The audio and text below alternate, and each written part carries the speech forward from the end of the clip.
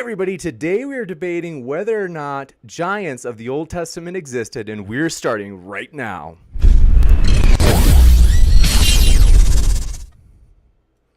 Ladies and gentlemen, thrilled to have you here for this very exciting debate as we have two titans in the debate world online when it comes to religion and atheism. We are thrilled to have them here. They have been, I gotta say, you guys are two of our most frequent, and I think people just love to hear you guys debate. You guys are both very experienced. It's an honor to have you. So thanks for being with us. And want to let everybody know, both of their links are in the description. So that way, if you're like, oh, snap, I'm loving what I'm hearing, well, good news. Their link is conveniently located below so that you can click on it and hear more of what they have to say. In addition, want to say if this is your first time here, consider hitting that subscribe button, as we have regular debates on things like tomorrow, atheists versus Christians on aliens in the Bible, as well as many other topics coming up. So if you want reminders, hit that subscribe button and that little notification bell. And with that, we are going to jump right into this. We are going to give each side 12 minutes to make their opening statement, just kind of a general case for why giants from the Old Testament did exist. And then we will go into open discussion mode for the remainder until the Q&A. For the Q&A, if you have any questions that you would like to ask the speakers, please shoot them into the live chat. I will pull them into a list and we will ask those questions at the end. Be a lot of fun. Also, super chats, almost forgot. If you have a super chat, you can also make a comment toward one of the speakers, to which they, of course, would get a chance to respond to. And we would ask, please help us out. We had somebody on Monday, we had a super chat sneak in that was, I would say, a personal attack. And so we are trying to ask, please don't send any sort of personal attacks. These guys are here debating just because they love to do it. Like, they didn't ask anything in return. So I feel like I'm personally indebted to them. So we really want to honor them. And with that, we are going to jump over to Kent Hovind. We appreciate you being here. It's great to have you back. I'm going to set the timer for your opening. And thanks, gentlemen, both for being here. And Kent, the floor is yours. Well, thank you, sir. It's an honor to be here. And thank you, Tom, for doing this. You said you're a full-time debater on the philosophy about reasons not to believe in God. That's interesting. Okay. Did the giants mentioned in the Old Testament really exist? Well, my name's Kent Hovind. I taught high school science and math 15 years. We have a Christian campground in Lenox, Alabama, Dinosaur Adventureland, straight north of Pensacola. And the Bible says in Genesis chapter 6, at the beginning of the Bible, there were giants in the earth in those days. I don't think it could be more clear. The Bible says there were giants, and we could stop the debate right there. But I'm going to give you my reasons why I believe it to be true. Number one, the Bible clearly teaches that people lived to be over 900 years of age before the flood came. Whether you believe it or not is a different story, but the Bible does say Adam was 130 when his son was born, and he lived to be 930 altogether. And Seth was 105, and you can look at the dates in Genesis 5 and make a chart like this.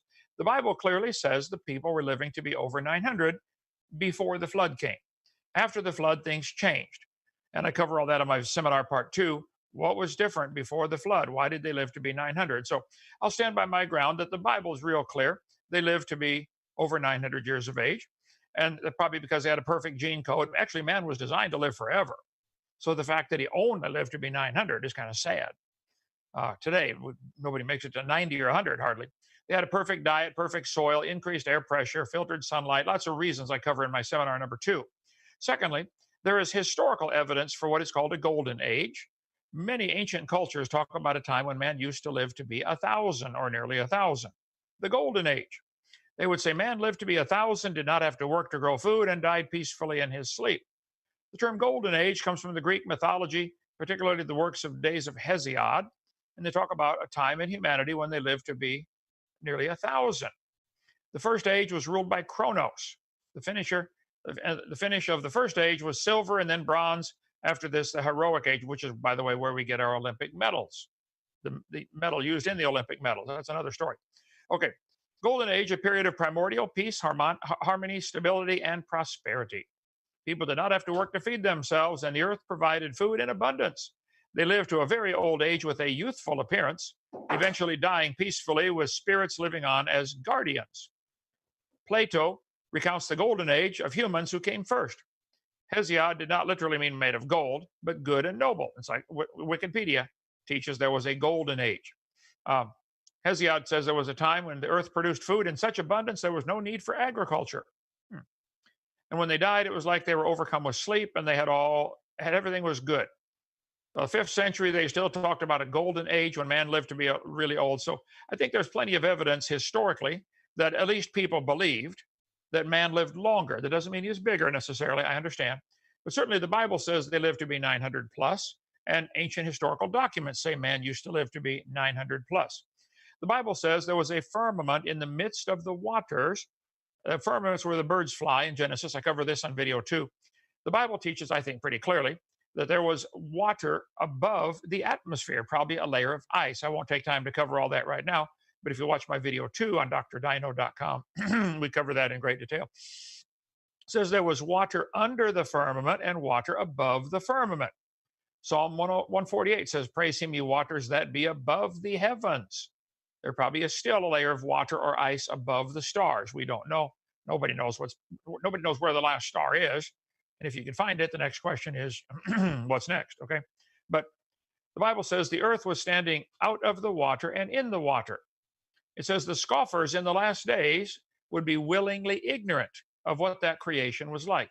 I take the position that the earth was protected by a crystalline canopy, probably a couple inches of ice, maybe 10 miles up, that increased the air pressure, that filtered out the sunlight, stopped most of the UV light, and allowed the people to live to be 900 or more. Number 3, animals living during this time would also live longer and grow much bigger. Some animals are what we call indeterminate growers. They never stop growing. People stop growing at 16 or 18 today. Probably be different before the flood because they didn't get married and have kids till they're 100.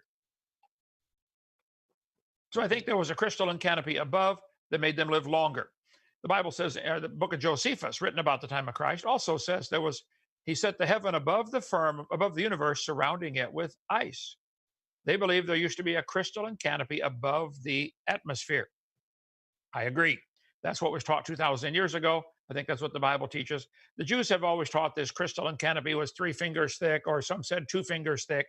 I'm sure they argued about that. But anyway, a couple inch thick layer of ice above the atmosphere, which was a flattened solid surface of ice, increasing air pressure. And you can watch my video too for what the Jews have always taught about that topic. I want to get to one other thing here. Number 5, the Earth's atmosphere had even greater oxygen concentration in the past than it does today. When they find air bubbles in amber, like Jurassic Park, get the mosquito blood out, the air bubbles in amber have 32% oxygen.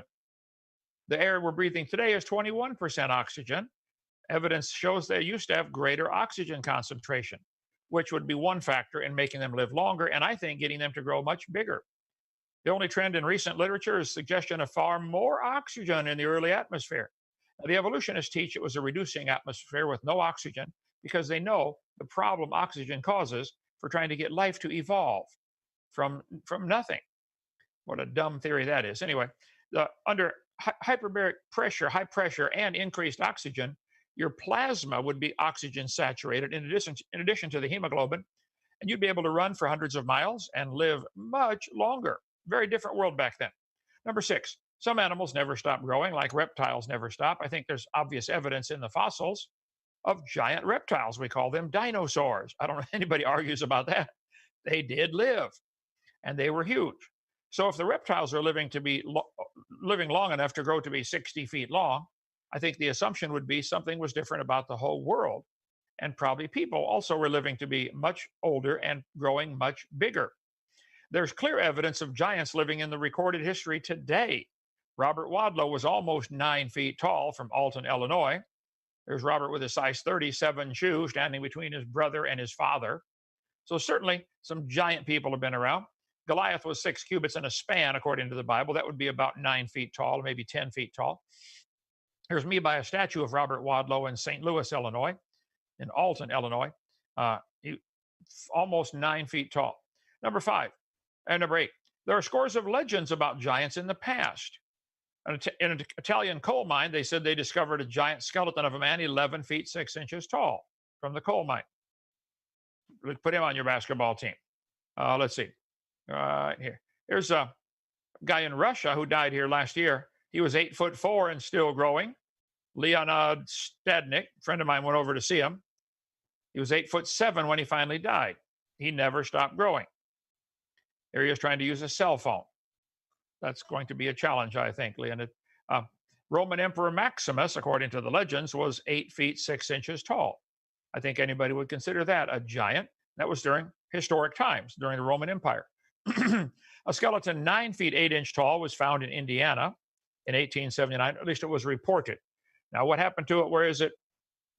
Can't prove it. I'm just putting out the fact that there is historical evidence, anecdotal evidence of giants living on the earth. In Virginia City, Nevada, there was a small private museum where he saw 2 skeletons about 9 feet tall. I interviewed Charles Hankley about this.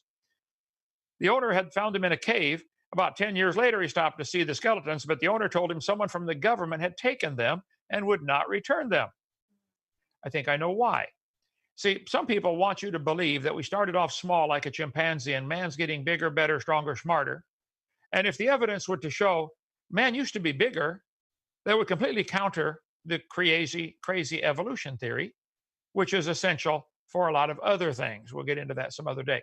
So, huge bones were found in Louisiana in 1902, indicating the guy was 9 feet tall. This is from the Daily Town Talk in 1902 in Louisiana. A skeleton was found in nearly 10 feet tall in Humboldt Lake, Nevada, according to Lovelock Review, the Miners Journal, back in 1931. In Guam, there are legends of giants that used to live there that built the latte stones. Who on earth is carving these things? So my one bit of my evidence would be there is historical evidence, reports of giants.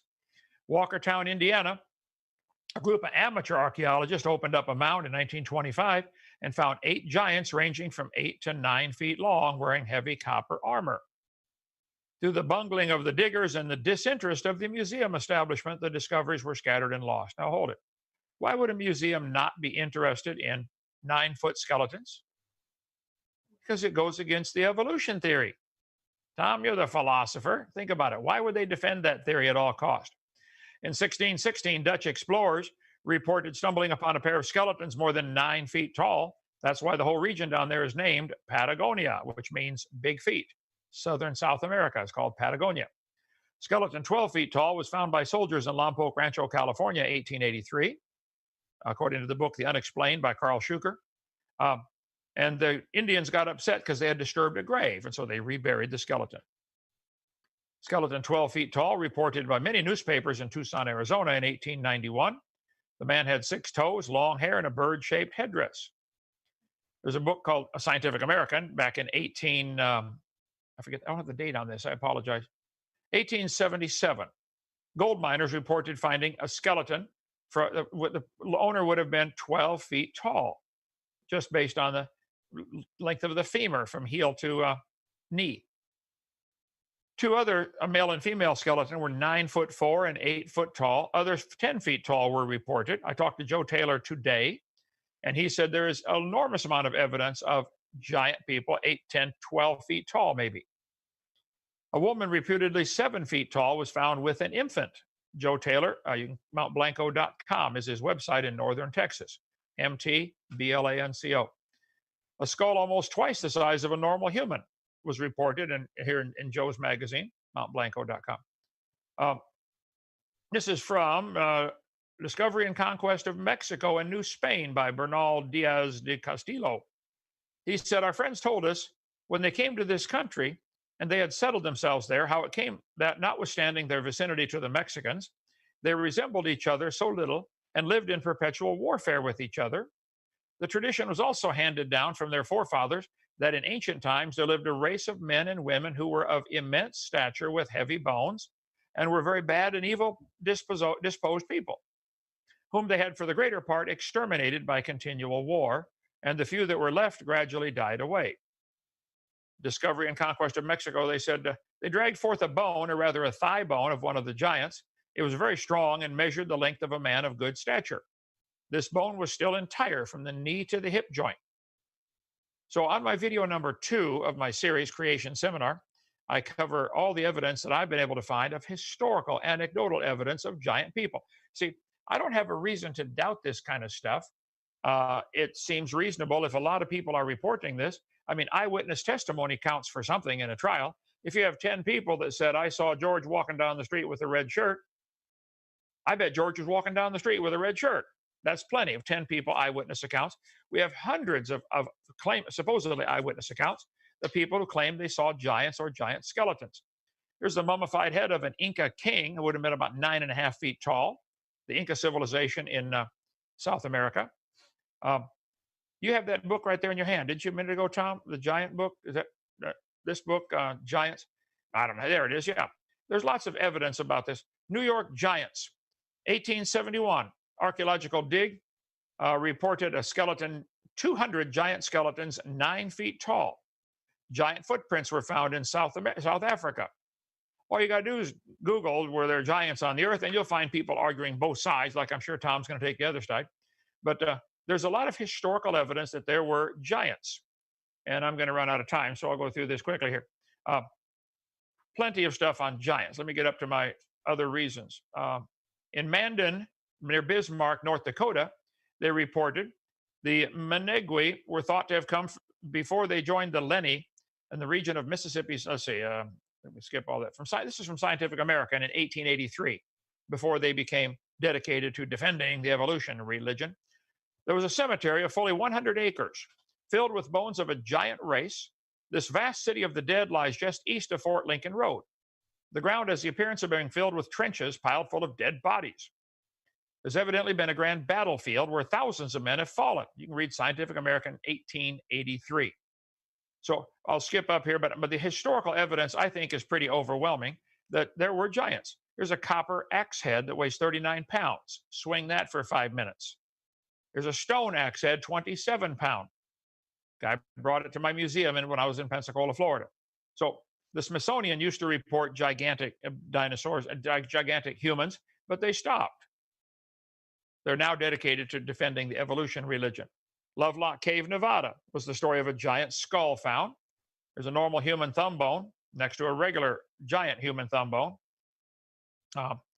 Let's see, there's a replica we have in our museum, reportedly 47 inches long, of a femur thigh bone. The guy would have been about 13 feet tall minimum.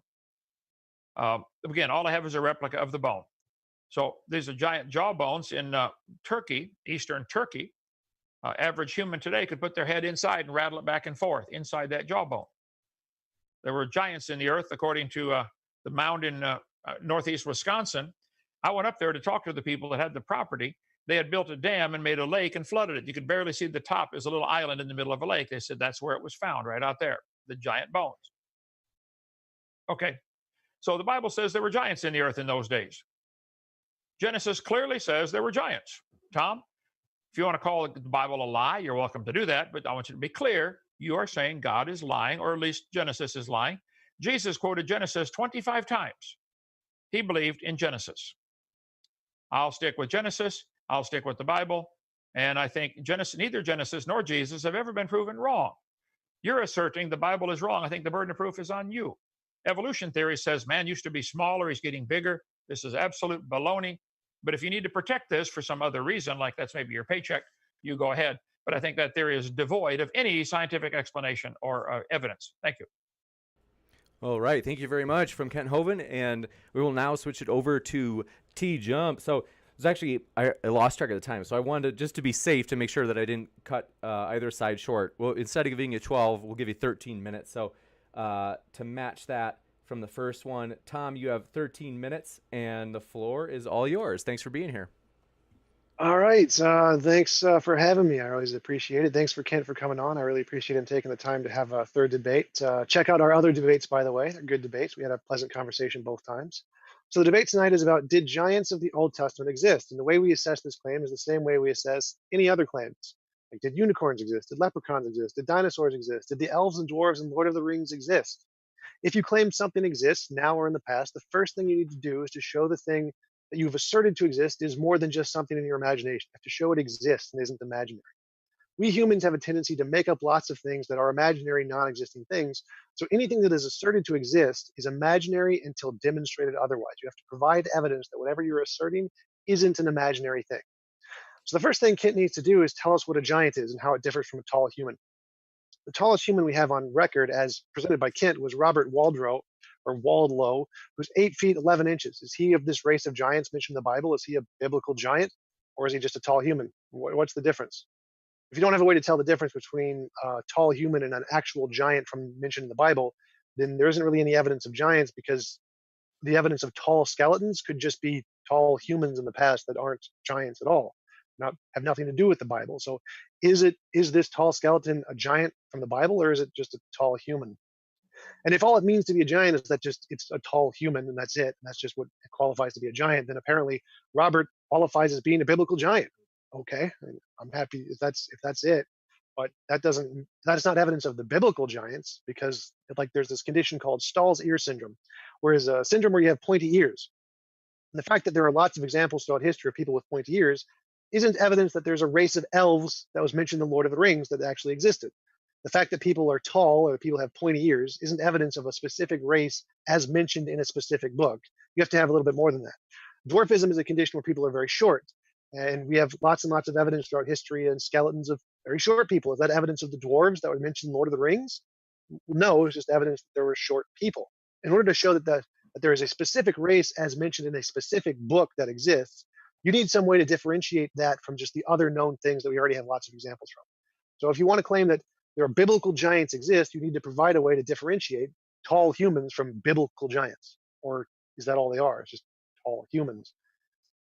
After we establish whether this difference exists or what this difference is, we need to show that this difference is a real existing thing and not an imaginary thing. That's what evidence is. Evidence is just anything that can be used to differentiate to show something is real and not imaginary. So what does this evidence need to look like? Well, there are infinitely many ways to explain anything. Any phenomenon, any event, occurrence, observation, etc., has infinitely many ways it can equally reasonably be explained. This is known as the problem of underdetermination in science. For example, suppose we see a cup fall over. What could have caused this to happen? Maybe it was the wind knocked it over, or somebody bumped the table it was sitting on. Maybe it was caused by a mouse or a squirrel or a bird. It could have been caused by a meteorite falling from the sky or invisible aliens. Someone may have used psychic powers to knock it over, or magic, or mayhap it was a ghost or a fairy or a leprechaun or a god. Maybe the entire world was just created 5 minutes ago and the cup was already lying on its side. Maybe the world was created 6 minutes ago or 7. We can come up with infinitely many ways to explain the cups falling over. Just ad infinitum, just keep going forever and ever to come up with different ways to explain it. But how do we show which of these infinitely many explanations is the best explanation? Well, we know that all of them except for the one truth is imaginary. It's just made up. So there needs to be some criteria we can use to differentiate between imaginary explanations and the real one. One approach is to take all of the past and present observations, everything we know about the event, and see which explanations can explain all of the past and present data. However, we know this approach doesn't work because all of them can all explain all of the past and present data using ad hoc reasoning. For example, let's suppose that we saw mouse droppings around the cup when we looked at it. If my explanation was that a mouse knocked over the cup, I could, of course, argue clearly the evidence indicates my explanation. However, if I have a different explanation that it wasn't a mouse, well, then I can say, well, the fact that we see mouse droppings around the cup isn't indicative of a mouse, because the mouse just put the droppings there and left without knocking over the cup. But it was actually something else that knocked over the cup. So even if your explanation is something other than a mouse, you can still explain the mouse droppings around the cup. Any possible observation can be explained by a different phenomenon, as long as your explanation is not a mouse. Or if it's a mouse, you can just say the mouse explains the mouse droppings. Any explanation can always explain all of the past and present data. So in order to show something that is actually evidence, what we need to do is make future predictions. The one thing that makes an explanation better than all the others is if you can say, if my explanation is correct, I can project into the future something we don't know yet. And if that's true, then we have reason to believe that that explanation isn't imaginary, that it's describing something in the world. Therefore, evidence of an explanation is real only if you can say, given my explanation, I can predict something that we will discover in the future that we don't know yet, that the other explanations don't anticipate and will only be able to explain ad hoc or post hoc. And we can use this metric to differentiate between explanations of things that are imaginary and what is real. So if the explanation can predict things in the world that we don't know yet, it's reasonable to believe that explanation is true and not just one of the imaginary ones. Now, it can't just be any predictions. I can't just predict anything. Like I can predict the sun will come up tomorrow, but that can be used by any of the explanations. So that isn't good enough. We need to make certain kinds of predictions. For example, I could make a prediction that was verified by me and my friends in my backyard. Unfortunately, you weren't there, so you can't repeat the experiment to verify it for yourself. I mean, obviously this doesn't work because anyone could make that kind of a claim and say they had a private experiment that was verified by themselves. So whatever this prediction is that you make, it has to be repeatable to count as evidence. Also, I can make the prediction that there is a man named Bob somewhere in that direction. And if you look in the specified direction, you don't see Bob. I can just simply say, well, he's out of sight. You got to go further. You can keep looking and you still don't see him. Like, well, no, you got to keep going farther, keep going farther. And I can repeat this line ad infinitum, no matter how far you go without finding Bob, and still say, well, it's a prediction, and so my thing is still true. So that kind of prediction also doesn't work, which means the predictions need to be falsifiable. Also, I can make a prediction that if my explanation is correct, the sun will rise tomorrow. Again, this line of reasoning isn't very reasonable because anyone can predict it because it's something we already know. So in order for it to be a valid evidence, you have to predict something new, something we don't know yet, something novel. Also, I can make the prediction that exactly 1 billion light years from here is a teapot floating in space.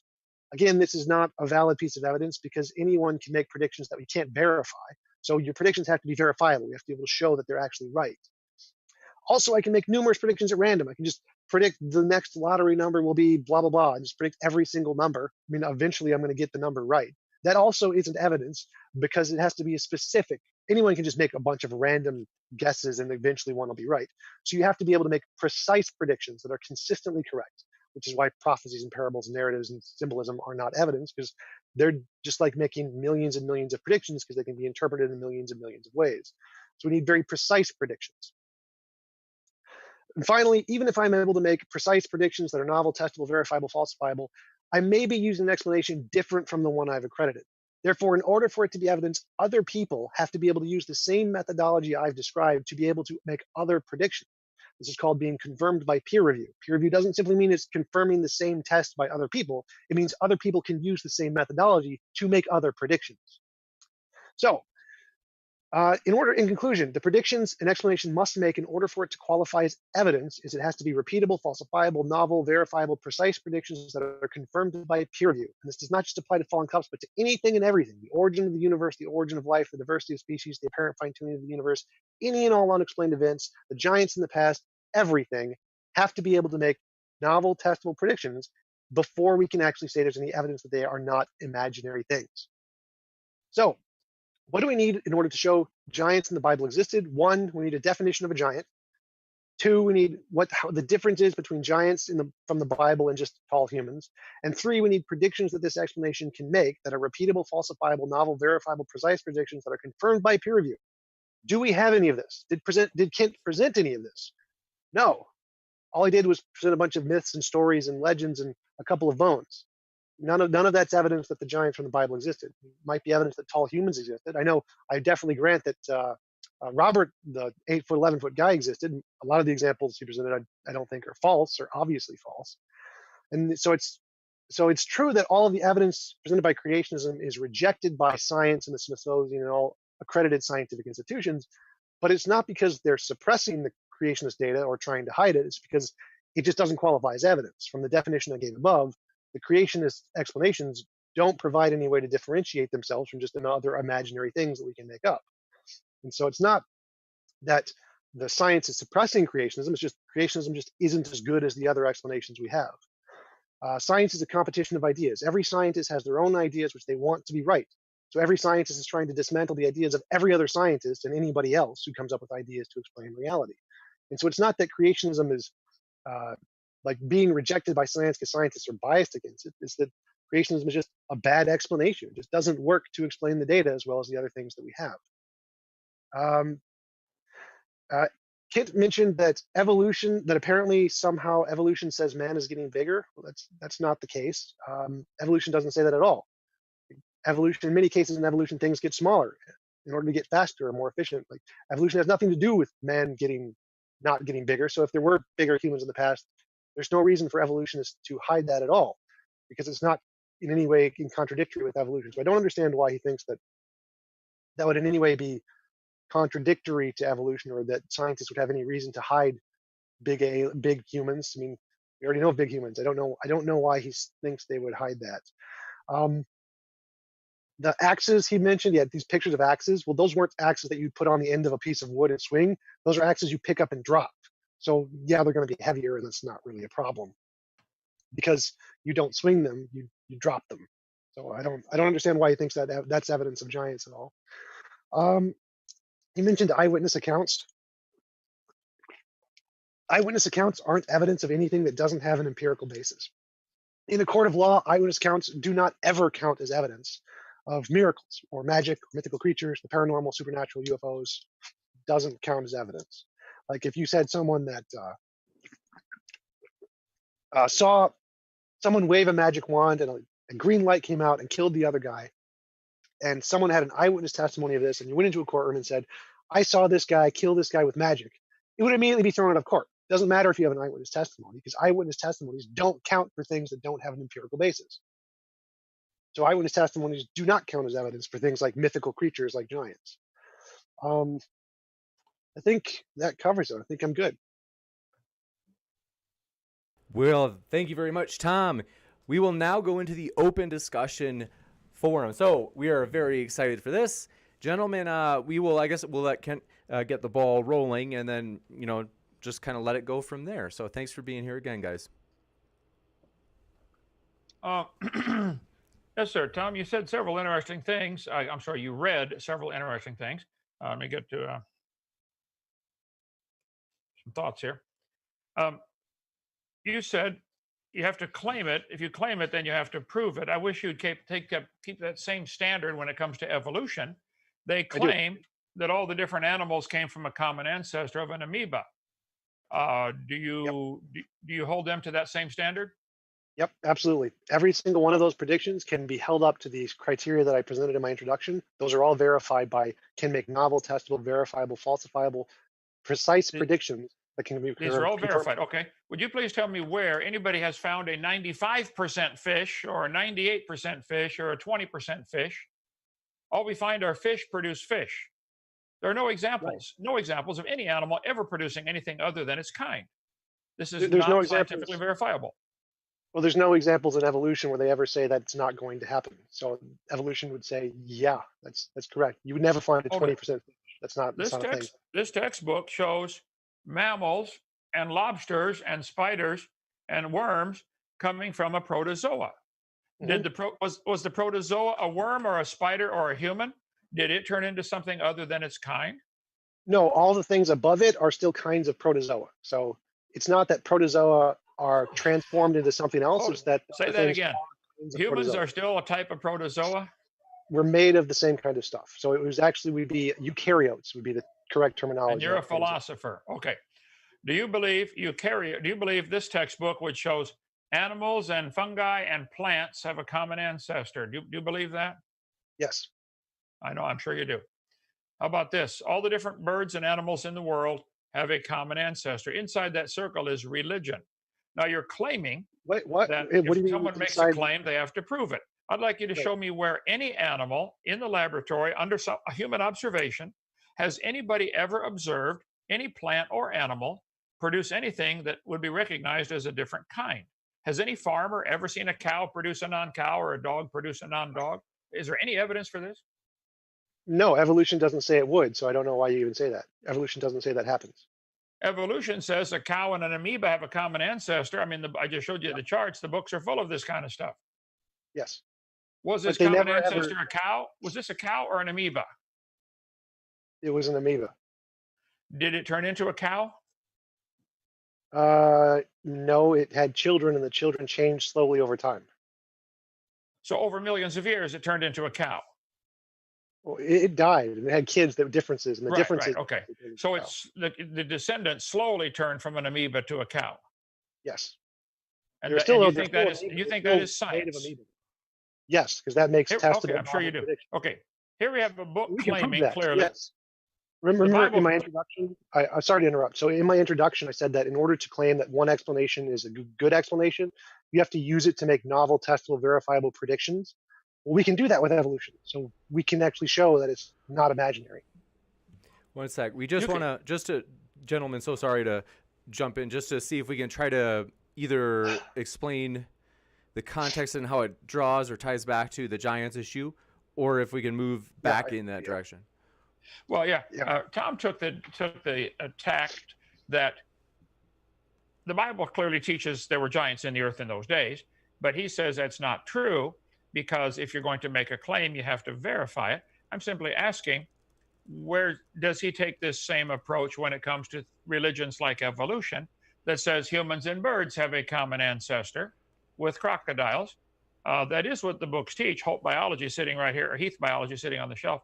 So um, I think he's got a double standard here. There's no evidence of any animal ever producing anything other than its kind. And there's plenty of anecdotal evidence of giant humans living. You're right. We should really define what giant means. I mean, most people, Andre the Giant, how big was he? 8'4"? Anything over 7 foot is considered gigantic today in today's standard. But my point is, the evolution theory teaches man was small like a chimpanzee, and he's getting bigger. I think certainly the historical and anecdotal evidence is just exactly the opposite. We are a degenerate race. We live only 70, 80 years now, as opposed to 900. So I think things have gone backwards. But I'm just concerned that he's got a double standard. Are turtles and bobcats related? Well, yeah, I already answered that. Yes, I hold evolution to the exact same yeah, standard. they are. So in my introduction, as I said, everything that evolution claims is verifiable in that prediction. So it does make predictions. So evolution predicts that if we give it enough time, let's see, a reptile will turn to a bird or a human. No, that's not a prediction. A prediction is something we don't know that has been verified. So do you think the fossil evidence shows that humans and birds have a common ancestor, which was a reptile? Yes. The kids are being taught that. Yes, that we can show. We have testable, verifiable predictions to. So you can show that a reptile turned into a bird or a crocodile or a human. Yes, that's what the predictions do. That's why they're there. Okay, and would you show that by using fossils? How else could you show such a thing? We would show it using novel, testable, verifiable predictions. And I'm sure you're aware that my argument's very simple. No fossil counts as evidence in the evolution theory. I didn't say anything about fossils. I said predictions. We make predictions. We don't show that fossils do it. We show prediction. Like, if my theory is true, here's a consequence I can predict, and if that consequence is correctly verified. So sorry, guys. Just to unless it's like more related to giants, it would be in an ideal world. Just because I don't want to get accused of clickbait. So if people okay, yeah. Well, I know full well that Tom really wants to defend the evolution theory, and he's looking for anything to call the Bible wrong. The Bible clearly says there were giants in the earth. He doesn't want to believe that. And the only alternative I'm aware of is evolution, which I'm sure he believes in. So it's not clickbait from my perspective. I know what the real target of all this debate is to try to say the Bible's wrong, therefore evolution's true. He has not proven that there were not giants. How would you prove such a thing? Would you prove to me there were never giants in the earth? How could you prove that? Well, again, I don't actually, even if there are giants, that doesn't contradict anything in my worldview. So I don't have any problem if there are giants. I just don't see any reason to believe that there were. So I don't have any problem with giants. All right, and I don't see any reason to believe that any animal in the past was able to produce something other than its kind. I think amoeba are still producing amoeba today. I agree. But that has nothing to do with my argument. So again, my argument is just that you're claiming that giants existed. I don't see any reason to believe giants existed. I don't have any problem with giants. If giants existed, that's totally fine. But I don't see any reason to believe they did exist. They're just tall. Would you agree that the Bible does say there were giants in the earth? Yes, or Nephilim. Okay. I don't know if they actually used. I don't think it uses the word giants. But I show Genesis chapter 6. Genesis chapter 6, area slide number 163. Alt DV 163. You can look it up in your Bible. There were giants in the earth in those days. Would you agree that the Bible says there were giants in the earth in those days? No, I mean like the original Hebrew and Greek and what the words interpret to. I don't know if that actually means giants in the way that we interpret it, but that's not really relevant. I can grant it says giants. I'm okay to have. I'm happy to grant. I don't need the Hebrew or Greek. I can read English pretty well, and it says giants. Now, Jesus quoted Genesis 25 times. I didn't call the references up, but I could find them. Would you just simply agree, for sake of argument, that Jesus did quote Genesis 25 times? Sure. Okay. Do you believe Jesus was lying or stupid or wrong, or are you calling him a liar? I believe Genesis was wrong. I think Jesus accurately quoted Genesis. I just think Genesis is wrong. Do you think the author of Genesis was lying that there were not giants in the earth? Would you agree? I showed historical references, anecdotal references to people living to be really old, the golden age. What do you think the golden age was? Why do so many cultures talk about man used to live to be 1,000? Are they all lying? And Tom Jump's the only one who's right? No, I'd say science is the one that's right because we can show science with novel, testable, verifiable predictions. People always make up stuff. Like all stories, there are many people who talk about all different kinds of gods. Do you think that all the gods exist? Or are they just lying? Oh, people can make up all kinds of stories. They can make up stories that we all came from an amoeba. Evolution is nothing but a story. It's a religious view. There's no evidence of that. None. Actually, there is. That's the prediction. There is evidence. Can you show me? Would you agree that an amoeba is a single-celled organism? Yes. Could you show me the scientific evidence for a two-celled organism, or three-celled, or four-celled? Since humans have 100 trillion cells, somewhere along the line, the amoeba would have to gain some cells. Would you show me the scientific evidence for these two-celled creatures? Where are they? Yes, I can. There's lots of evidence of that. But there's lots of evidence for two-celled creatures. Tom, you are completely mistaken, or somebody lied to you, and you're repeating their lie, or you're lying yourself. There's no evidence of any two-celled animal on the planet. When a sperm and an egg cell join, it is then a two-celled single animal. There's two cells. No, it is a one-celled creature. The egg absorbs the DNA from the sperm, and it's a single cell. Now it splits into 2, 3, 4, 10, 20.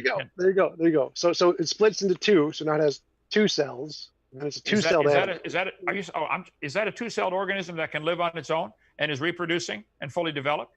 Or is that a stage of its development? That's a stage of development of a bigger, multi-celled animal. But it's not a two-celled animal, Tom.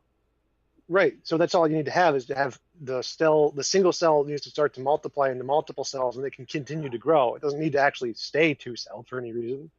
Well, there are single-celled organisms that stay single-celled all their life.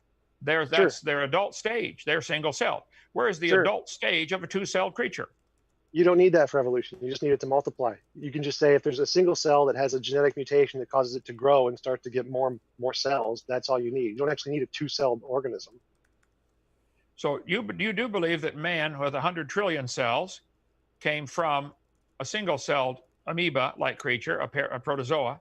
And so somewhere along the line, the protozoa would have to produce something that is non-protozoa, because a protozoa is not two-celled. So where's the evidence for an animal producing something other than its kind? You said there's evidence. You're saying a human embryo in its growth stage is evidence that the protozoa became two-celled. Is that your evidence from a totally different life form?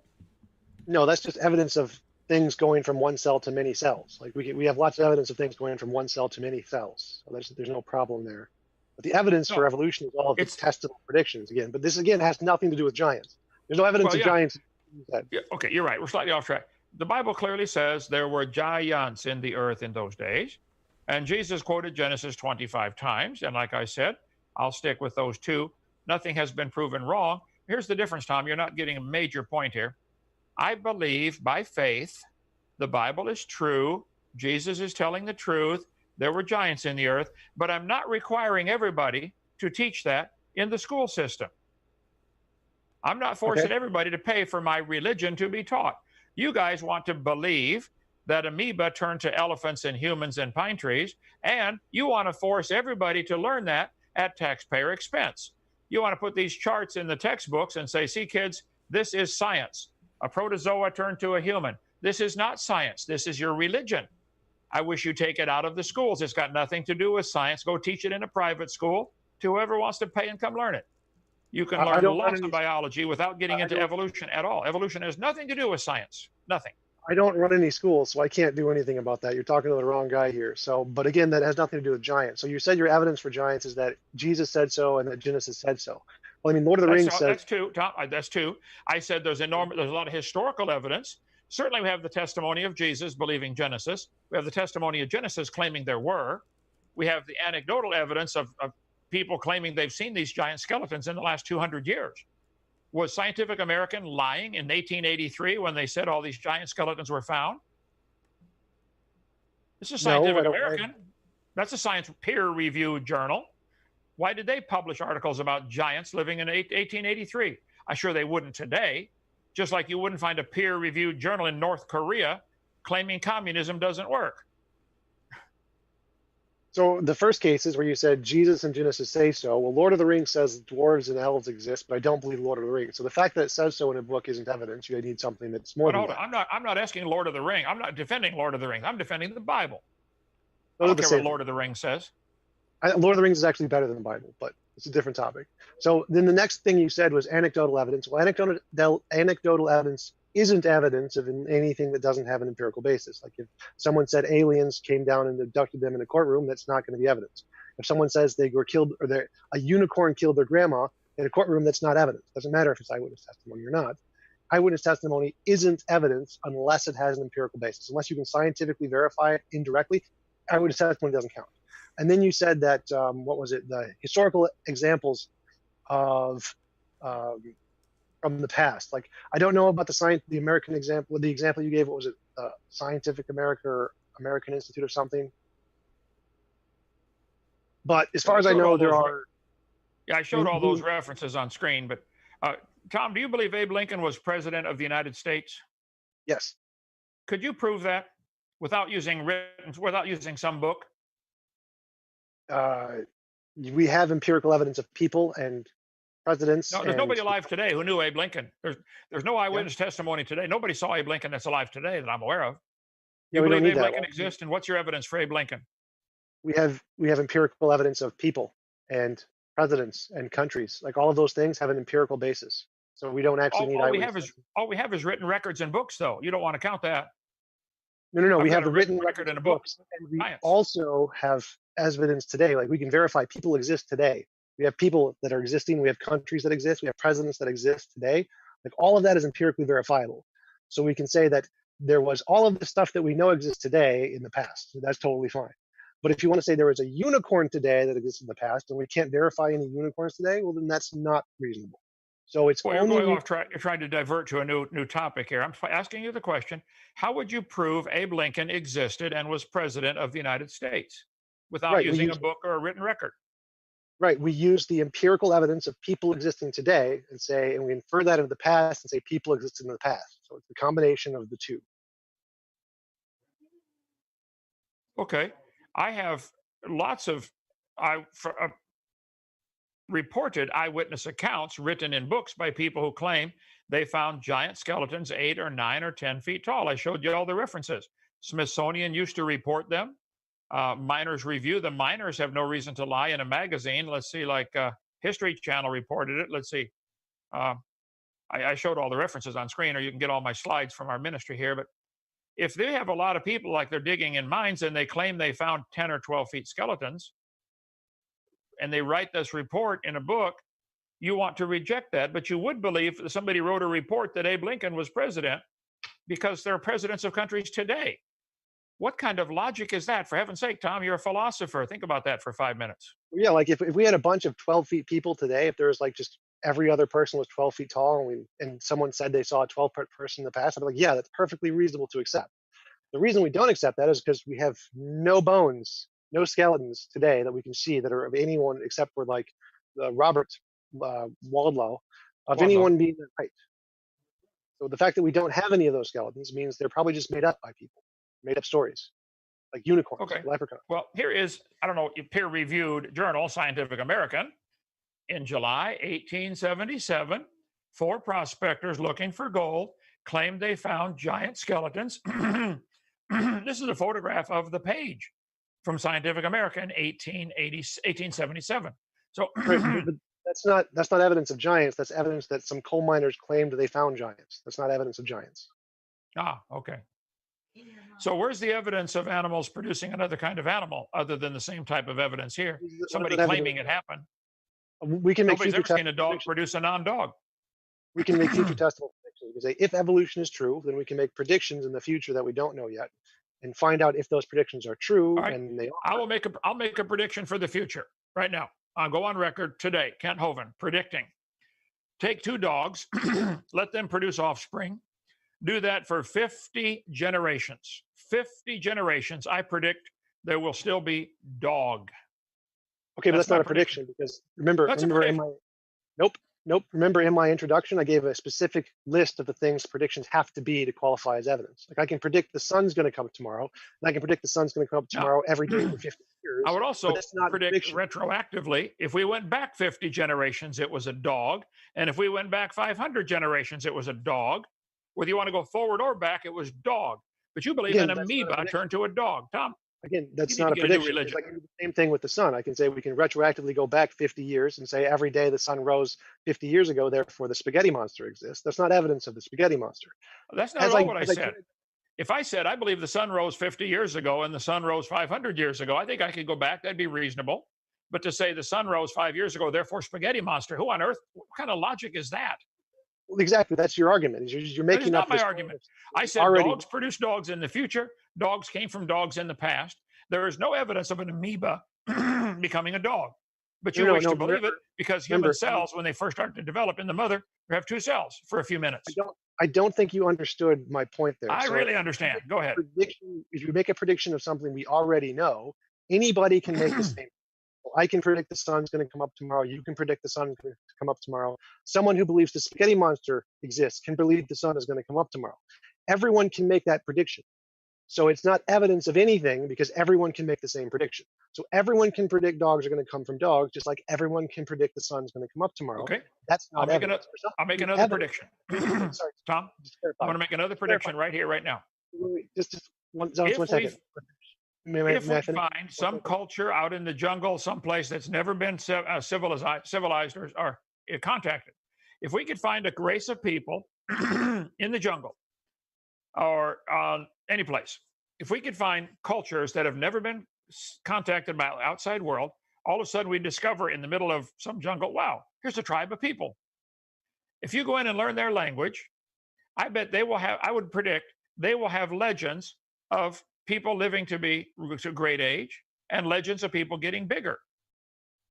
Why would a culture that is uncontacted, unpolluted by modern thinking, that's what's happened historically in the last 400 years.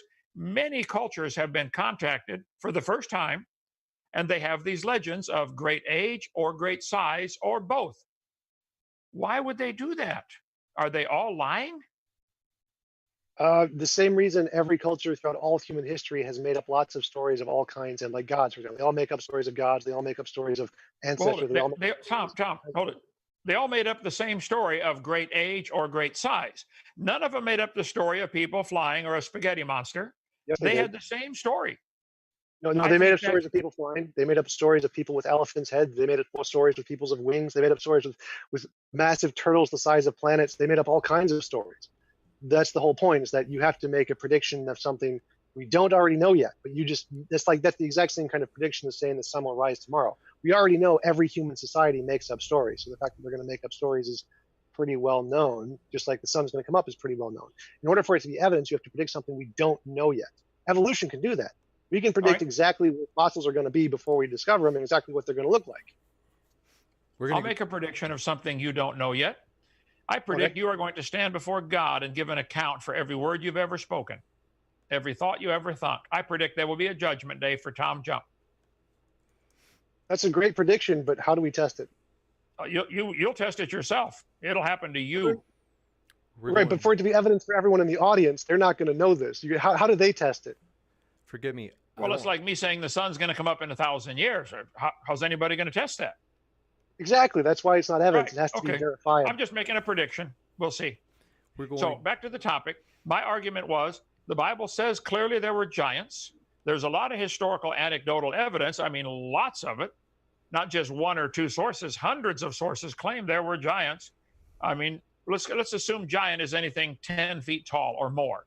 There's a lot of historical people claiming they found them. And at the time, they were interviewed. They wrote them in peer-reviewed journals. But now the peer-reviewed journals do not like that story, so they wouldn't publish it. I bet the journals in North Korea 300 years ago taught things differently than the North Korean peer-reviewed journals teach today. I think things have changed in that country because of communism taking over. Doesn't prove anything one way or the other. But your whole emphasis is on some peer-reviewed journal. I think there's some kind of people that are dedicated to teaching this evolution theory, and they know giants would go against that. Scientific American used to teach August 14th, 1880, page 106. there were giants 9 feet 4 inches tall. That's what they said in Ohio. Why would they report this in Scientific American in 1880 on page 106? Do you believe, Tom? Do you believe there was a giant 9 feet 4 inches tall found in Ohio? Do you believe that story? So sorry, Tom, I'll give you a chance to respond, but I just want to mention to everybody that we'll go just in a few minutes to the Q&A. So we'll give Tom a chance to respond, but just want to make sure that everybody knows. Thank you. Tom, simple question. Do you believe they found a 9 foot 4 inch skeleton in Ohio back in 1880? No, they thought they did, but it was disproven. They thought they did, but it was misprinted. Is that what you said? Disproven. They made a mistake. Like Newton thought that F equals ma was an accurate description of reality, but then Einstein said, nope, that was actually wrong. So we've discovered new things that shows, nope, that wasn't the case. Science changed. Hold it. I want to get this understood. Somebody now, today in 2019, discovered that the 1880 skeleton was not 9 foot 4 inches tall. How did they discover that, and why didn't the people who found it report? Don't they have tape measures back then too? No, it's like people discover fossils and they think they're for one animal, then they discover, oh, nope, it's for a different animal. Like people discovered bones and thought they were for big humans, but really they were for a brontosaurus or a T-Rex or a velociraptor or something bigger than humans. So what they did was... Tom, the Scientific American article clearly says they were found in a clay coffin, including the skeleton of a woman measuring 8 feet. Within the coffin was found the skeleton of a child about 3.5 feet length. The image that crumbled, it crumbled when it exposed to the atmosphere. Another grave, they found the skeleton of a man and a woman. They're not finding just one bone, Tom. They're finding the whole skeleton. I can understand finding one bone and misinterpreting it. So what they did was they found a coffin with a skeleton in it. No, they were just wrong. So you can find lots of bones. Yes, remember there are lots of cases of people putting together collections of bones and saying this collections of bones is one animal. And then you find out it's not. It's a collection of bones of a whole bunch of different animals they put together into one amalgamation, which they call an animal, which actually isn't. Science makes mistakes all the time, and then they correct them. That's how science works. Let me ask you a question, Tom. If you and I together went to Ohio to this mound, which is in Brush Creek Township, Ohio, suppose you and I together opened a brand new mound that has never been touched before, and we found a 9.5 foot skeleton, all intact, in a burial mound. If you and I could find one today together with 50 witnesses and cameras watching, would you believe it? Yeah, you absolutely. Would. Yeah, Okay. I mean, I have no problem with giants. There's no problem with giants. If giants existed, that would be cool. I have no problem with that. Yay. So, the scientists who verified this and published it in a peer-reviewed journal in 1880, it does not count as evidence for you. The topic of the debate is, where's the evidence of giants? I think that's good evidence for giants. When scientific, yes, if Scientific American in 1860 said Abe Lincoln is running for president, I'd believe that. And I believe this one too. That's not a claim of something that doesn't have an empirical basis. So in that claim, there's lots of claims in science where people have been proven wrong in the future, and then we go back and say, okay, so this claim was wrong. That's what happened in that case. We've shown things that scientists made in the past, they were wrong. Would you please tell me where you're saying this was proven wrong? Where's your evidence for that, Tom? Where's the evidence this claim was proven wrong? If you give me the link, I can find it in about 5 seconds. Okay. Scientific American, August 14th, 1880, page 106. How on earth can somebody prove that wrong 130 years later, 140 years later? It was probably proven wrong like about 5 years later or less. Okay. And then no one else referenced it. So you don't like the idea of there being giants. I'm totally okay with that. If I could convince you there were giants in the earth like the Bible says, would that affect your belief in evolution? No. There's no problem with that. Remember, there are bigger monkeys than humans. So like there are orangutans that were bigger than humans were millions of years ago. So there's no problem with giant big animals. Well, do you agree that giant fossils of giant animals like the giant sloth, 18 feet tall, have those been found? Were they really a giant sloth, 18 feet tall? I think so, yeah. I don't know Okay. exactly in that case, but How yeah, about there's like, giant grasshoppers 2 feet long that have been found fossilized? Would you agree that grasshoppers got 2 feet long? Well, because they find fossils of them. sure, How about centipedes 8 feet long? Do you believe giant centipedes lived on the planet 8 feet long? sure, Do you believe giant dragonflies 50-inch wingspan? sure. But you don't believe giant humans. I don't see any What was fossils. making these insects giant, and why couldn't it affect other things? Well, the reason I believe in all of those things is because we actually have the fossils that are actually that big, and we can take a tape measure and go, "Yep, that's one of those animals." We don't have any Okay. fossils of humans that big. Forgive me. I think we should if we just have a last. If you guys have a final question, you can. Otherwise, now might be a good time just to swing over into the Q&A, if that's okay with you guys. I'm fine with that. Okay. I'm ready to go to Q&A. Thanks so much, guys. And we are going to, ladies and gentlemen, we totally appreciate your questions. We are thrilled to ask them. Want to let you know I'm sorry in advance. We probably won't get through all of them. We want to fly through as many as we can, but we just want to respect the debaters' time because I should be doing a better job of keeping my promises, as sometimes we've gone over their time and they've been extremely gracious about it. So Maynard Saves, thanks for your super chat. They said, if Genesis 6:4 is literal, giants lived in the earth before and after. Men multiplied on the face of the earth. Two biblical distinctions. I think they're trying to say that I think they're trying to point out and argue for an inconsistency. I think this is for you, Kent. I don't think so. I think they were saying that that's because I asked at the beginning, what's the difference between a biblical giant and a tall human? And I think that those are giving examples of what the difference between a biblical giant and a tall human would be. And so, yeah, those, if we could like say that if giants existed independently from humans at some particular time frame, and we could discover the fossils at one depth where the humans didn't exist, and there's a whole bunch of them, and they're all the same size, then yeah, that would be evidence of giants, and I'd be happy to accept that. Sorry about that. Okay. Gotcha. Misunderstood it. Thanks for letting me know that. Mr. Archaeopteryx, former opponent of Kent Hovind, thanks for your super chat. He says, I think he's maybe saying, can you name any non-biblical miracles recorded in, quote, history that don't support his beliefs that he still accepts? So I think he's saying, can Kent name any non-biblical miracles recorded in, quote, history that don't support his belief, that namely Christianity? That makes as much sense as most of his comments on my YouTube channel. None.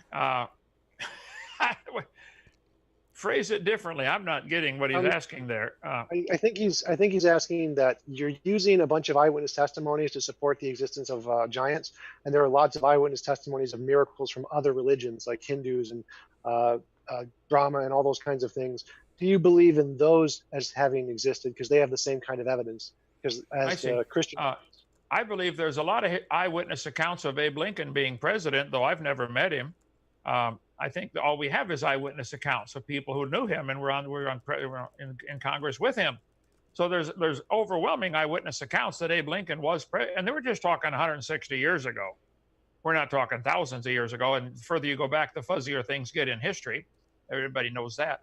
But can I give eyewitness account? No, I don't care what the Hindus believe or the Buddhists believe or anybody else believes. I'm not asking everybody to pay for mine to be taught. You guys want to believe a rock and a hamster and a mosquito and a whale are related. I resent paying for that to be taught. Next up. Thank you so much from each of you. And then we have Jesse Selbert. Thanks for your super chat. They asked, Kent, how does the square cube law fit into your model of giant humans in the past? According to the square cube law, it's not possible for a human to survive for long once they are taller than about 8 feet. Well, I don't think this person understands what they're talking about here. Square cube law. Obviously, there are animals today that are taller than 8 feet. Giraffes are way taller than 8 feet. So how could a human survive at 8 feet? I think there would be a limit. There's certainly surface area to volume ratio. I taught math for years, and we could argue about that if you like. But as an animal grows, you do get more volume compared to the surface area. The surface area to volume ratio changes. Simple example, a cube that's 1 inch by 1 inch by 1 inch has 1 cubic inch of volume and 6 square inches of surface area. If you double it 2 by 2 by 2, it now has 8 cubic inches of volume and 24 square inches of surface area. We just went from 6 to 1 by doubling the size, or by eight times the volume. It went down to 3 to 1. So there is a surface area to volume ratio problem, which is why insects have a hard time getting bigger, because they depend on their surface area, their skin, to breathe. Humans don't. So to find a giant 6-foot or 8-foot centipede, which breathes through its skin, is a real problem if you don't have greater air pressure or greater oxygen concentration or both.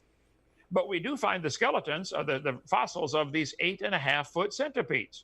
So from the Christian perspective, this is evidence that, wow, the Bible is right. The earth was different before the flood came, and these fossils probably formed because of the flood. How many animals died today? Millions. How many turned to fossils? None. Fossils are not forming in any significant numbers, and maybe even not at all today. And yet fossils are found in the ground by the trillions. So I think there certainly were fossils. As far as humans being limited in size, I don't know what that limit would be. In today's atmosphere, it might be a problem. If you would allow that there might have been, because of the giant insects, there might have been a different atmosphere, greater oxygen or greater air pressure, then that becomes less of a problem. People get 12 or 14 feet tall. There wouldn't be a limit. There certainly are animals today that are ginormous compared to humans. Elephants, whales, they seem to do fine. Giraffes, hippopotamus. So I don't understand how this person thinks there's some kind of problem there. I think the Bible would be correct. It certainly hasn't been proven wrong on that topic. Gotcha. Yeah, actually, Kent gave some examples of Robert Waldrow, who's actually over 8 feet tall and he lived for a long time. So the fact people can be over 8 feet and live quite a long time, so that's not really a problem. Gotcha. Thank you. Okay, hold on. Let me finish. I went to St. Louis and preached at a church there. I met in Alton, Illinois, where Robert Wadlow grew up. I met 2 ladies that went to school with Robert Wadlow. They were his fellow students. He was 7'4" when he was in the Boy Scouts, world's tallest Boy Scout. They said Robert Wadlow was a very nice guy, wonderful guy. The kids teased him about being so tall all the time, but they were in school with him. Perfectly normal kid. This great size did not affect his intelligence or his IQ or his demeanor. He was a nice, polite guy. He was a Christian, claimed he knew the Lord and was saved. He got to 8'11.25", and his knees began to cause problems because of rapid growth. I guess the cartilage pads didn't catch up with him in time or something. People who grow extra fast, extra large, do have certain problems, joint problems, but he was fine. He finally died, I think, about age 22 at 8'11.25". But what are they claiming? What are you claiming, Tom, was Robert's problem? Could he have gotten to 12 or 13 feet tall? In today's atmosphere, maybe not. Maybe not. But in the pre-flood atmosphere, yeah. I was agreeing with you. There are people who can live for a long time over 8 feet tall. I was agreeing with you. I wasn't challenging you on that one. Gotcha. Thank you very much. And next up, Brian, let's see, we got that one. Robert Luscombe, thanks for your question. He says, someone please tell Mr. Hovind that it's not that animals change to other animals. What changes is the labels we give them once they've changed.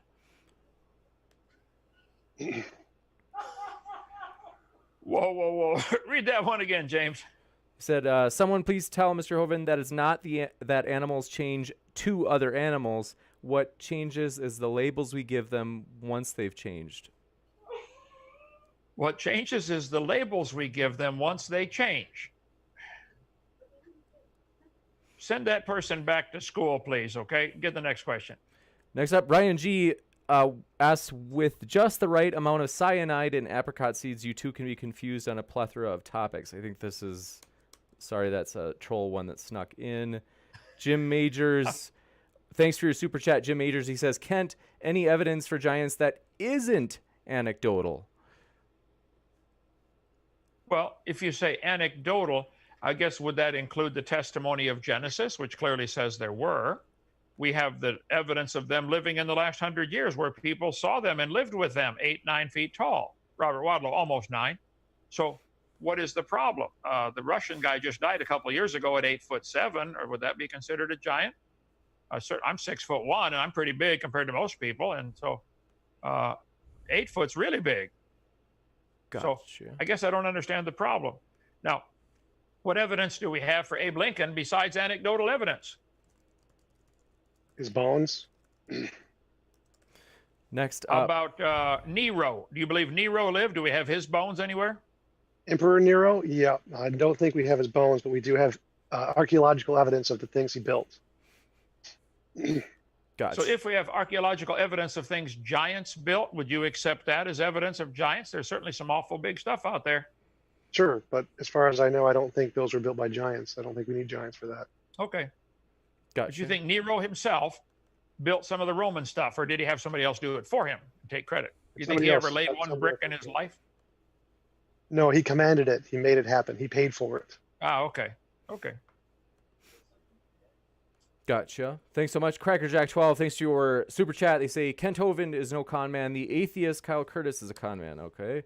That's Jim Majors, thanks. There's like a feud going on right now. It was basically they didn't say they said Kent Hovind is no con man. The atheist Kyle Curtis is a con man. But that's a feud going on online. Jim Majors, thanks for your super chat. He says, Kent, who are the sons of God, quote unquote, in Genesis 6:4?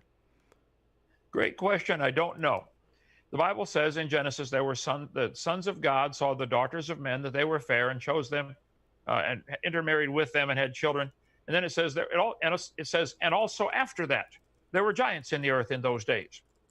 So the phrase "and also after that" might be separating that into two completely independent clauses. I don't know. I've been a Christian 50 years, been reading the Bible a long time. I've read that 1,000 times. My brain hurts when I think about it. I don't have an answer. But it says there were giants, and I believe that. Gotcha. Thanks so much. Next up, Maynard Saves. Thanks for your question. According to the KJV, giants lived in the earth. Where in the earth did they live? I live in Alabama. Is he trying to imply under the crust of the earth by that question? If I say I live in Alabama, does that mean I live underground or within the borders of Alabama? I think when it says there were giants in the earth in those days, I think it's common sense 101 that there were giants, within the confines of what we call the earth. Hand me that globe there, would you? So, like if someone says I live in Alabama, well, yeah, I live in Alabama. I actually live in Lenox, population 37. So the Bible says there were giants in the earth in those days. Are they that desperate? They're going to try to say that means they lived inside the earth? Come on, try again. Gotcha. Let's see. Maynard Saves, thanks for your super chat. He says, did you see wolves give birth to poodles? How can you prove dogs come from wolves, Kent? I think we could redo this today. I think dog breeders would tell you. Matter of fact, I had a family. I forget where I was now, but this lady came up and said, Brother Hovind, my family's been in the dog breeding business for 100 years, 4 generations. She said, I can promise you, we've seen some changes in just 20 or 30 years. It was with selective breeding for dogs. She said, if you gave us 50 generic mutts, we could recreate everything from Chihuahua to Great Dane in 100 years. That was her testimony, and the family doing it for 100 years. So I think if we look at wolves and Chihuahuas, or poodles, the illustration was, we would find the DNA gene code is extremely similar. Lots of probably traceable back to say, hey, these have a common ancestor. Now, if this person asking the question would like to make the claim then that therefore poodles and giraffes and mosquitoes are related, I think that's insane, certifiably insane. I think we could demonstrate that wolves could be selectively bred if we kept choosing out the smaller ones. Every generation, pick the babies that are smallest, let them grow up and interbreed, pick the smallest every time, or pick those that have slightly curlier hair every time. We're never going to change the hair to a feather, but we might select all curly-haired, smaller, poodle-shaped dogs. Sure. I believe that's intuitive that it could happen. I think we could demonstrate it within one human lifespan, since dogs can grow up, mature, and reproduce in less than a year. So I think we have a generation time is short enough that one human in their lifetime could observe 50 or 60 generations of dogs and probably see some really bizarre results. You probably could get a Great Dane and a poodle out of a common pair of mutts if you could give it 60 generations and try to selectively breed it for that. That's what the Russians have done with their breeding of foxes for the last 75 years, I believe it is. They've been getting foxes, letting them interbreed, and selecting the tamest. They only selected for one feature, tameness. Is it tame as opposed to wild? They now have foxes over there that act like dogs. They jump up on your lap. They want you to pet them. Just Google the Russian experiment on foxes. They have selected for tameness only in 75 years, and it succeeded. I think you could select wolves, babies, offspring, cubs, and get poodles in 100 years. I would say that's a reasonable, I couldn't prove it. I'm sure not going to try it. I think poodles are completely useless, but I don't want a poodle around here. So I think, though, that I think any dog breeder would say, oh, yeah, that could be done. Gotcha. Thanks so much. This, I don't know if we should read that. This one's like it mentions Kent Hovind, but I'm not sure if it's actually about him. I think this is aiming at somebody else. Kent Hovind did his time. Atheists still call him a fraud. The atheist Kyle Curtis scams the atheist community, and the atheist community is silent. Wow. So, I don't know. It's kind of trollish towards someone else. So, well, let me respond, James, real stuff. quick. Let me respond and give Tom all the time he wants on this. It's obvious the atheists are getting very desperate when they start saying Kent Hovind went to prison and did time, which, of course, has nothing to do with the argument at all, okay? How many of the famous atheists and evolutionists over history did time in prison, okay? But I was completely unjustly arrested and sentenced and imprisoned. There's a website called KentHovindIsInnocent.com.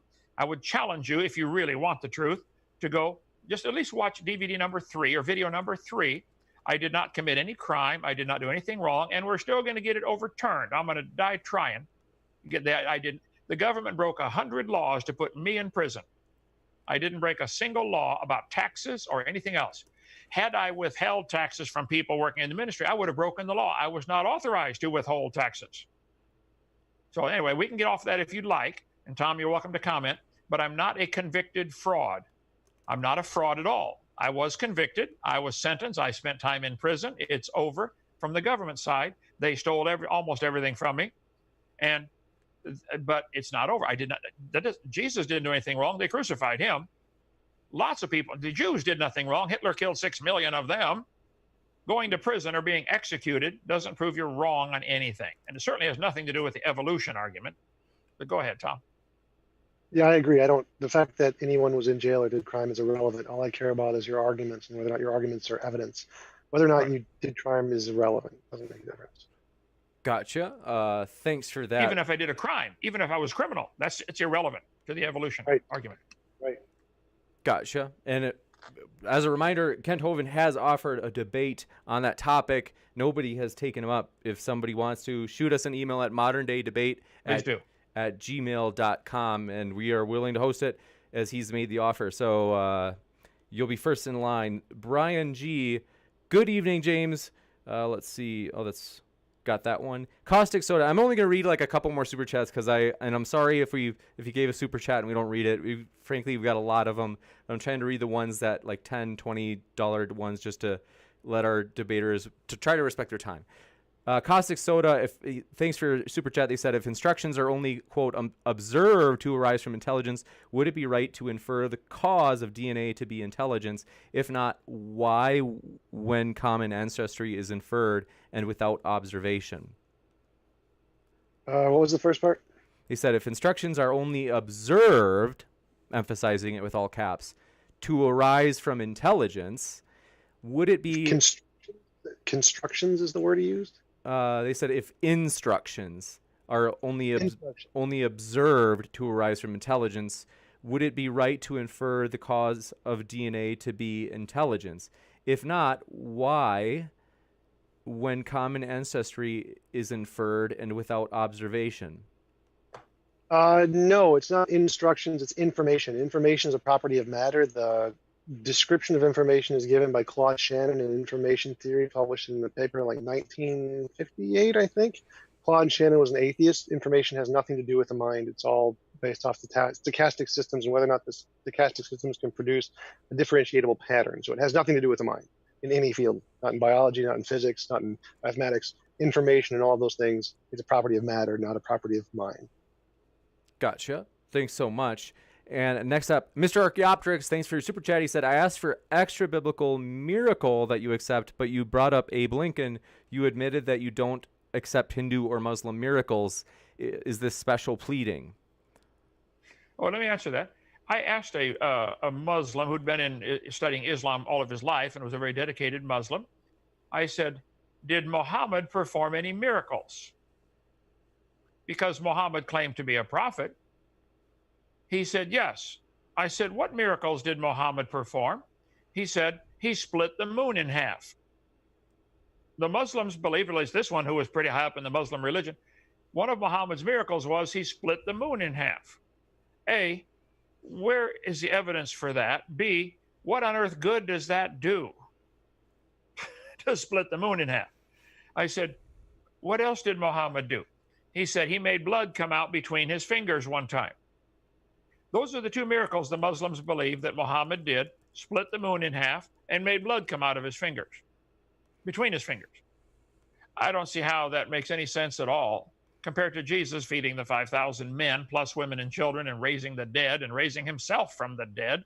I mean, there are dozens and dozens of miracles at least reported in the Bible, which I believe to be exactly true. Now, I can't verify any of them. We will one day. But certainly a lot of people who were there at the time claimed they saw it, just like a lot of people claim they saw Abe Lincoln. I've never seen him. Gotcha. But I believe him. You bet. Thanks very much. And with that, we had, just as a Patreon priority question, we now have a Patreon where basically if you are a Patreon member, one of your questions will get shoved to the top of the list. Brian Stevens, thanks for your question. He says, would Kent, let's see. This is, it's hard to tell if this is sincere or not. He said, would Kent debate if his PhDs are real? Oh, absolutely. Gotcha. Well, who gets to make that decision? Do the people in Ireland decide whether they grant a degree from their university and call it a PhD, or do the people in America decide if the Irish have the right to do that? Gotcha. I think people in Ireland can make their own decision, can't they? And they can decide this guy has a PhD from an Irish university. Can a Christian university decide if they're going to grant a PhD? Or does Harvard have to decide if the Christians can do that? I'd be glad to debate that. And whether I got a PhD or not doesn't matter. I do have 3 earned and 1 honorary doctorate degree. Only one's a PhD, technically. The others are just doctorates. But yes, that's not the point. The point is, who gets to decide, first of all? I tell you what, I will decide who has a legitimate degree. I don't think Stephen Gould had a legitimate degree. I don't think Niles Eldridge had a legitimate degree because they believe we came from a rock. I don't think anybody who believes in evolution has a legitimate degree because they believe something so we came from a rock, which came from nothing. I get all the degrees. Oh, Jim Majors had a question. Did the Nephilim survive the flood?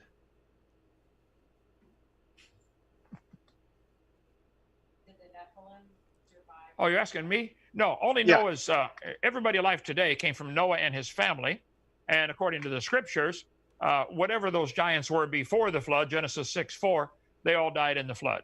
So there would be nothing. Now, if indeed the Nephilim were from fallen angels intermarrying the daughters of men, which is one common theory, which I don't know if it's true or not, then could they do it again after the flood? Probably. Maybe that's how we got Bill Clinton. Gotcha. Thank you very much. We appreciate both of our speakers. We were glad to have them here. It's been a true pleasure. And want to let you know, just as a quick reminder, they have their links in the description. So if you enjoyed what you heard, feel free, just go down to that little description box below and you can click on their link and access their website or YouTube channel. And then last, we had a friendly trolling super chat toward Tom that Steven Steen was just dying for me to read. So we appreciate that, Steen. And he said, Tom called me dumb. So, oh, sorry, Steven. So there's your buddy. I responded to that. Like two messages later, I wrote, "You're dumb." Steven Steen, you're dumb. Well, we appreciate that. Thanks for being here, everybody. Want to encourage you to keep sifting out the reasonable from the unreasonable.